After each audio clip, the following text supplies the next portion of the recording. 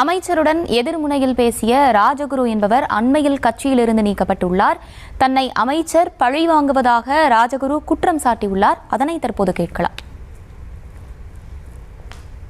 நான் எந்த தவறும் செய்யவில்லை, எந்த களங்கமும் செய்யவில்லை. என் மீது உள்ளது, நான் 25 வருடமாக ஒரு அரசு ஒப்பந்தக்காரராக வேலை செய்தது ஒன்றுதான் அவர் குற்றம் என்று கொண்டு வரார்கள். அது இயற்கையின் குற்றமா இல்லை என்னுடைய குற்றமானு தெரியல. நான் செஞ்ச தொழில்.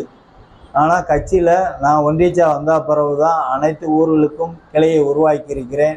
சாத்தூர் சட்டசபைக்கு வேட்பாளர் சீட்டும் கேட்டேன். இப்பொழுது யூனியன் சேர்மனுக்கு காய் நகர்த்தி கொண்டிருக்கிறேன்.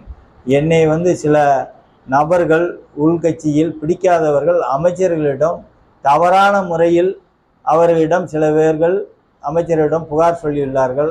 அமைச்சர்கள் அந்த புகாரை உண்மை என்று நம்பி என்னையும் அந்த ஃபோனில் அந்த ஒன்றிய செயலாளர் பேசுகிற மாதிரியும் என்னையும் தகாத வார்த்தையில் திட்டிவிட்டார்கள்.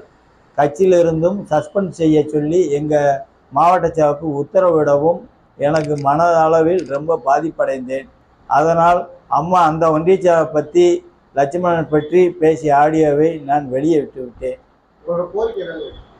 எனக்கு திருப்பி என்னுடைய கோரிக்கை பழையபடி எந்த தவறும் இழைக்காமல் என்னுடைய பதவியை நீக்கம் செய்ய பரிந்துரைத்த அமைச்சர் அவர்கள் திருப்பி அந்த பதவியை எனக்கு திருப்பி தருமாறு கேட்டுக்கொள்கிறேன்.